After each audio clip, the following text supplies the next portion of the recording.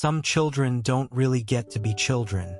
They become calm before they understand chaos, responsible before they understand choice, strong before they understand what strength actually costs. In many families, there is one person who doesn't fall apart, the one who doesn't cause trouble, the one who doesn't ask for much, not because life was easy for them, but because someone had to hold everything together. And if you were that person, you probably didn't even realize it was happening. You weren't comforted for it. You weren't protected for it. You were simply expected to be that way. This isn't about being independent. This isn't about being naturally mature. This is about the child who learned very early that their emotions were inconvenient, that their needs came second, that their role was stability. If that was you, the signs didn't look dramatic. They looked normal, responsible, admirable even. But underneath that strength, there was a quiet cost. You learned to become low maintenance far too early. You stopped asking for help. You handled things on your own. When something hurt, you told yourself it wasn't a big deal. When you felt overwhelmed, you pushed it down. Not because you were confident, but because you sensed the adults around you were already overwhelmed themselves.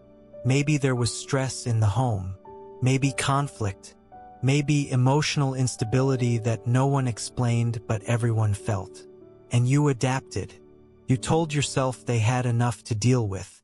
You decided your job was not to add to the load. But when a child becomes low maintenance, something dangerous happens. No one checks on them. Your silence became proof that you were fine, even when you weren't. The less you needed, the less anyone looked. And over time, you disappeared inside your own strength. You also became the emotional shock absorber.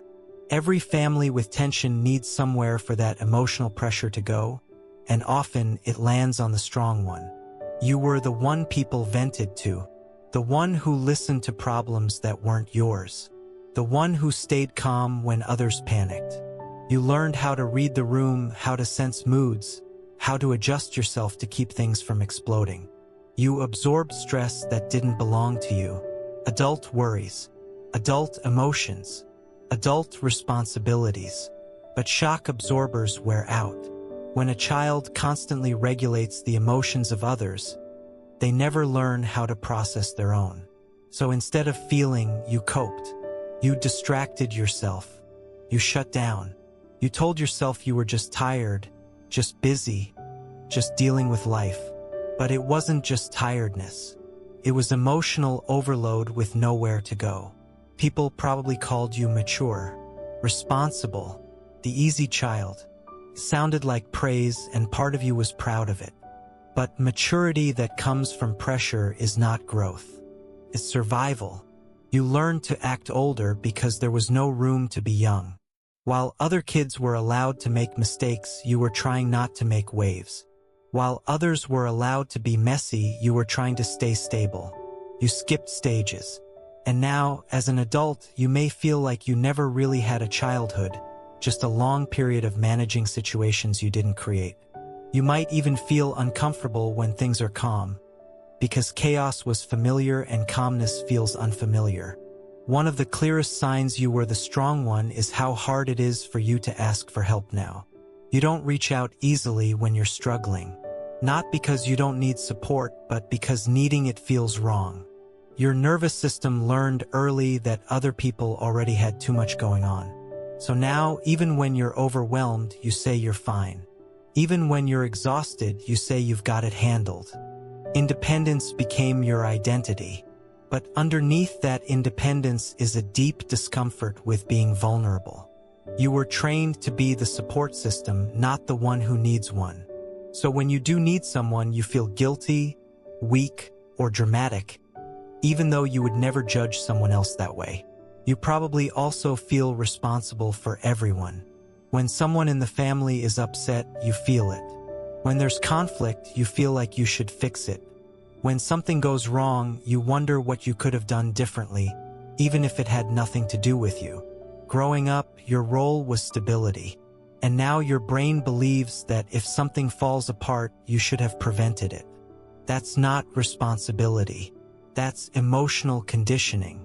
You were taught, without words, that your value came from keeping things together. So your worth became tied to how much you could carry, how much you could handle, how little you needed. Another sign is how well you hide your pain. People describe you as calm, strong, put together. They come to you for advice. They lean on you, but they don't see what it costs you to stay that way.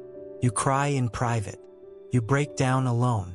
You process silently, because somewhere inside you still believe that if you fall apart, everything will fall apart. So you hold it together even when you're exhausted, even when you need comfort, even when you wish someone would notice without you having to say it out loud. The hardest part is that your strength is real. It made you capable, resilient, emotionally aware. It helped you survive environments that might have crushed someone else. But the role of the strong one was never supposed to be permanent. Strength was meant to be something you use, not something you live inside all the time. You were not supposed to carry all of that alone. You were supposed to be held too, comforted too, understood too. You were supposed to have space to be messy, scared, unsure, and still be loved. Healing doesn't mean you lose your strength. It means you add something new to it. You learn that you are allowed to have needs. You are allowed to be supported. You are allowed to not be the stable one all the time. You are allowed to say you're not okay without feeling like you're failing someone. Strength doesn't disappear when you soften. It becomes balanced. It becomes human. And maybe for the first time in your life, you don't have to be the one holding everything together. Maybe now you get to be held too. If this felt personal, it's because this story lives quietly inside a lot of strong people. The ones who never caused trouble. The ones who held everything together. The ones nobody checked on. Because they seemed fine. If you saw yourself in this, you're not alone, even if you've always felt like you had to be. Comment the word strong if this resonated with you. Sometimes just seeing that word from others reminds us we're understood. And if this video put words to feelings you've never been able to explain, consider subscribing. This channel is a place for the people who had to grow up too early and are finally learning they don't have to carry everything alone anymore. Take a breath tonight. You don't always have to be the strong one. I'll see you in the next one.